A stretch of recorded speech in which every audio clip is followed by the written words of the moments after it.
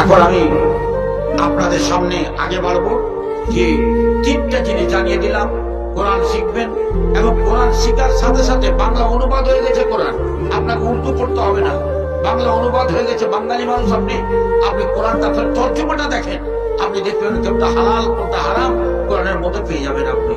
3 নম্বর, আল্লাহকে চিনলেন, কোরআনকে চিনলেন, আল্লাহকে চিনলেন, কোরআনকে চিনলেন, দুটা জিনিস চিনলেন। 3 নম্বর কথার জন্য আপনাদের কাছে বসেছি। সেই কথাটা কি? আপনার একটা ঘর, আপনার ছেলেকে মেয়েকে চিনিয়ে দিন, আপনার বাপকে চিনিয়ে দিন। একটা ঘর, সেই ঘরটার নাম কি? বাইতুল্লাহ। সেই ঘরটার নাম কি? মসজিদ। সেই ঘরটার নাম কি? মসজিদ। আচ্ছা, দুনিয়াতে যদি আপনি একটা বাড়ি করেন 3 কোটি টাকা খরচ করে, 10 কোটি টাকা খরচা করে, 20 কোটি টাকা খরচা করে যদি একটা বাড়ি করেন, তা আপনার কোনো মর্যাদা আছে কি? আল্লাহর কাছে কোনো মর্যাদা নেই। তার মর্যাদা আছে একমাত্র একটা হাদিস আছে, মান বানা লিল্লাহি মসজিদান বানাল্লাহু লাহু বাইতান ফিল জান্নাহ। দেখুন, জান্নাতের একটা কোড়া জায়গার দাম কত জানবেন? এই দুনিয়া মাফিয়াকে যদি বিক্রি করে দেন, তো জান্নাতে 1 হাত জায়গা কিনতে পারবেন না, 1 হাত। আর আপনি যদি একটা মসজিদ তৈরি করে দেন, তা আল্লাহ আপনার জন্য জান্নাতে একটা বাড়ি তৈরি করে দেবে, একটা ঘর নির্মাণ করে দেবে। ওই ঘরের ভিতরে মধুর নহর, শাহাদের নহর, আপনার পানির নহর প্রবাহিত থাকবে ওই জান্নাতের ভিতরে। সুবহানাল্লাহ! এই কি দুনিয়ার বউ বেটি দেখছেন? এক একটা মেয়ে যদি সাদা হয়, রংটা সাদা হয়, রংটা যদি সাদা হয়, আর যদি তার চোখের পুঁতিটা কালো হয়, সে মেয়েটা যদি নাকটা একটু উঁচু হয়, তো হাজারো মানুষ ট্রেনে, বাসে, বাজারে, মার্কেটে, যেখানে সেখানে হাজারো মানুষ তার দিকে তাকিয়ে থাকবে। এই দুনিয়ার রূপসী মেয়েটা কে? আপনি জানেন? আপনি যদি জান্নাতে চলে যান, সূরা রহমান খুলে দেখেন জান্নাতটা কি জিনিস, আর জান্নাতে কেমন বিবি পাবেন আপনি। এই দুনিয়ার বিবি কেমন? এদের তো নাকে আবর্জনা, এদের তো চোখে আবর্জনা, এদের তো কানে আবর্জনা, এদের তো নিচে আবর্জনা, এদের তো প্রত্যেক জায়গায় আবর্জনা আছে। কিন্তু জান্নাতি মেয়ে যারা থাকবে হরি, তা তারা কত সুন্দরী হবে আর কেমন কি হবে? বলছে লাম ইয়াতমিসহুন্না ইনসুন ক্বাবলাহুম ওয়ালা জান ফাবিআইয়ি আলাই রাব্বিকুমা তুকাযযিবান হুরুম মাকসুরাতুন ফিল কিয়াম ফাবিআইয়ি আলাই রাব্বিকুমা তুকাযযিবান। সুবহানাল্লাহ! দুনিয়াতে যে বিবিটাকে নিয়ে আপনি পাশে করে বুকে করে শুয়ে আছেন, সেই স্ত্রীটাই আপনার বুকে আছে, কিন্তু আর মনটা যে কার কাছে আছে তা আল্লাহ জানে। কথা ভালো করে বুঝে। দুনিয়াতে যত বিবি আছে, কেউ গ্যারান্টি দিয়ে বলতে পারবেন আমার বিবিকে কেউ টাচ করেনি, কেউ স্পর্শ করেনি? কেউ জানে না। জানে আল্লাহ, জানে ওই মেয়েটা, জানে ওই ছেলেটা ওকে টাচ করেছে কি করেনি। কিন্তু আল্লাহ আপনাকে কি বলছে জানেন? চ্যালেঞ্জ করছে। জান্নাতের যে বিবিটা আপনি পাবেন, সেই বিবিটা কেমন? বলছে লাম ইয়াতমিসহুন্না ইনসুন ক্বাবলাহুম ওয়ালা জান। জিন, ইনসান কেউ ওকে, মানব দানব কেউ ওকে স্পর্শ করেনি। ওই রকম আছুতি মেয়ে, ওই রকম সুন্দরী মেয়ে জান্নাতে আপনার জন্য মজুদ আছে, ওই জান্নাতের বাড়িতে। তো এই জান্নাত খাতা কেমন হবে সেটা কথা। একটা 3 কোটি টাকার বাড়ি আমি দেখেছি, বাড়িটাতে ছিলাম এক রাত। একটা 10 কোটি বাড়ি কয়েকটা নাম শুনেছি। আচ্ছা, আপনাকে আমি বলছি, এই বাড়িগুলো কত টাকার বাড়ি? আপনি কত কোটি টাকার বাড়ি দেখেছেন? আর জান্নাতে যদি আপনি একটা বাড়ি পান, সব নিম্ন স্তরের বাড়ি যদি জান্নাতে পান, একটা ইট হলো সোনা আর একটা ইট হলো চাঁদি। একবার সুবহানাল্লাহ বলবেন না? একবার সুবহানাল্লাহ বলবেন না? একটা ইট হলো চাঁদি আর একটা ইট হলো সোনা। তবে কতখানি ইট লাগবে, আর কত বড় মহল, আর কত বড় বিল্ডিং, সেই বিল্ডিং আপনি বাস করবেন। ওই বিল্ডিংটা কারা পাবে? আমার নবী বলছেন মান বানা লিল্লাহি মসজিদান বানাল্লাহু লাহু বাইতান ফিল জান্নাহ। এটা চারটিখানে কথা নয়। ওই জান্নাত কারা পাবে? কে? যারা আল্লাহর ঘর, আল্লাহর মসজিদ তৈরি করবে যারা। আচ্ছা, এবার আল্লাহর মসজিদ তৈরি করবে কে? আল্লাহ কোরআনে বলছে, কি বলছে? ইন্নামা ইয়া'মুরু মাসাজিদা ইন্নামা ইয়া'মুরুল মাসাজিদা মান কানা মান আমানা বিল্লাহি ওয়াল ইয়াউমিল আখির ওয়া আকামাস সালাতা ওয়া আতাজ যাকাতা ওয়া লাম ইয়াখশা ইল্লাল্লাহ। সবাই মসজিদ তৈরি করবে না, সবাই মসজিদ তৈরি করবে না। ভালো করে শুনে নেন, আপনার মধ্যে যদি ঈমান থাকে তবে আপনি মসজিদ তৈরি করেন। বুকে হাত দিয়ে বলেন ঈমান আছে কিনা। ঈমান যদি বুকে থাকে তবে মসজিদ তৈরি করার জন্য আপনাকে বাড়ি থেকে টাকা বের করতে দেরি লাগবে না, সোনা দানা বের করতে দেরি লাগবে না, পিতলের কলসি, পিতলের থালি, পিতলের বদনা, পিতলের জগ আপনাকে বের করতে দেরি লাগবে না, মাঠের ফসল কুটিতে আছে বের করতে দেরি লাগবে না। আমাকে মসজিদ আল্লাহর ঘর তৈরি করলে আল্লাহ আমার জন্য জান্নাতের ঘর তৈরি করবে।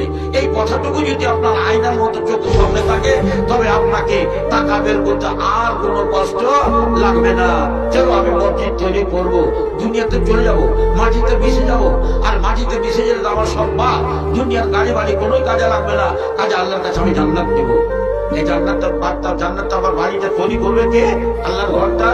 তো আল্লাহ পাক কোরআন পাকের মধ্যে স্বয়ং বলছে, মান আমানা বিল্লাহ, যে ব্যক্তি আল্লাহকে বিশ্বাস করেছে, মান আমানা বিল্লাহ ওয়াল ইয়াউমিল আখির, আখিরাতকে যে বিশ্বাস করেছে, ওয়া আকামা সলাতা, যে নামাজকে প্রতিষ্ঠা করে, ওয়া আতা যাকাতা, যে মালে যাকাত দেয়, ওয়া লাম ইয়াখশা ইল্লাল্লাহ, আর যে আল্লাহকে ছাড়া কাউকে ভয় করে না, সে। আরেকটা কথা শুনুন, আল্লাহ বন্ধু সবাইকে জান্নাত দেবে না। আল্লাহ পাক রব্বুল আলামিন সবাইকে জান্নাত দেবে না। আল্লাহ যার ভাগ্যে আছে তাকে জান্নাত দেবে, আর যার ভাগ্যে নেই তাকে জান্নাত দেবে না। আল্লাহ নবী একদিন বলছেন, বুখারী শরীফের হাদিস, খুব সুন্দর করে হাদিসটা শুনে যান। আল্লাহ নবী এক জানাজা গেছেন, আর সব এদিক ওদিক বিছিয়ে চারিদিকে আল্লাহ নবীকে ঘিরে বসে আছে। আল্লাহ নবী তাকিয়ে বলছেন, মা মিন আবদিন ইল্লা কাদ কুতিবা লাহু মাকাদু মিনাল জান্নাতি ওয়া মিনান নার। আল্লাহ পাকের নবী বলছেন, শোনো, আল্লাহ যাকে জান্নাত দেবে তার নসিবে আল্লাহ জান্নাত লিখে রেখেছে, আল্লাহ যাকে জাহান্নাম দেবে তার নসিবে জাহান্নাম লিখে রেখেছে। আপনি আয়না দিয়ে দেখেন, আপনি জান্নাতি না জাহান্নামী, একবার চিন্তা করেন। সাহাবীরা তখন বলছেন, বুখারী শরীফের হাদিস, সাহাবীরা তখন বলছেন, ইয়া রাসূলুল্লাহ, যদি ব্যাপার তাই হয়, জান্নাত লেখা থাকে জাহান্নাম লেখা থাকে, তবে আফালা নাত্তাকিলু আলা আকদারিনা ওয়া নাদাউল আমাল, তবে আমাদের আমল করার দরকার কি? এত আমল, নামাজ রোজা ঠান্ডাতে এত কষ্ট করে ওযু করা, গোসল করা, নামাজ পড়া দরকার কি? ভাবতে জান্নাত থাকলে জান্নাত যাবো, জাহান্নাম থাকলে জাহান্নাম যাবো। কথাটা ভালো করে বুঝেন, সাহাবীদের কথাটা ঠিক। এবার আল্লাহ নবী বলছেন, না, কুল্লুন মুয়াসসারুন লিমা খুলিকা লাহু। কথাটার মানে বুঝে, আপনি যদি জান্নাতে যান, তো জান্নাতে যাওয়ার কাজ আপনার জন্য আরাম হয়ে যাবে, আসান হয়ে যাবে। যে কাজে জান্নাত আছে আপনাকে সেই কাজ করতে ভালো লাগবে, কোরআন তেলাওয়াত করতে ভালো লাগবে, কোরআনের কথাগুলো মানতে ভালো লাগবে, কোরআন শুনতে ভালো লাগবে, কোরআন পড়তে ভালো লাগবে। মসজিদ তৈরি করে জান্নাত পাওয়া যায়, মসজিদ করতে ভালো লাগবে, রোজা করতে ভালো লাগবে, নামাজ পড়তে ভালো লাগবে। একটাই কথা, জান্নাতি যদি আপনি হন, জান্নাতে যাওয়ার কাজ গেল। আর যদি আপনি জাহান্নামী হন, তবে আপনাকে জাহান্নাম। একটা হাদিস শুনুন, আপনি জান্নাত আপনার কপালে আছে জান্নাত, কিন্তু আপনি এমন কাজ করছেন জাহান্নামে যাবার কাজ করছেন।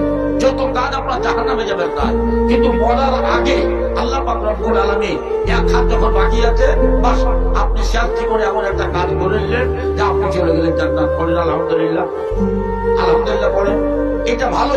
কিন্তু একটা লোক জান্নাতে যাওয়ার কাজ করছে, জান্নাতে যাওয়ার সব কাজ করছে, কিন্তু নসিবে লেখা আছে জাহান্নাম।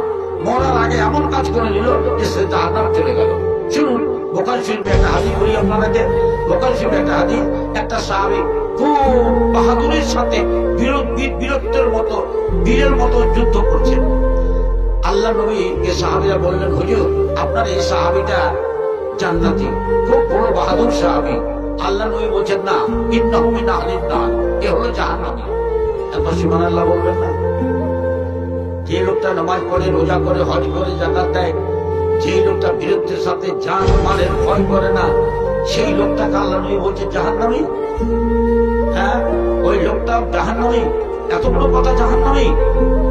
আচ্ছা, একটা সাহাবী তখন বলছেন, দেখি তো, আমি ব্যাপারটা দেখবো। ওই লোকটা যেখানে যায় ও যেখানে যায়। লোকটা যখন দৌড়ায় ও পিছনে পিছনে দৌড়ায়, লোকটা যখন থেমে যায় তখন ও থেমে যায়, লোকটা যখন হাঁটে ও তোর পিছে পিছে হাঁটে, লোকটা যখন দৌড়ায় ও পিছে পিছে দৌড়ায়।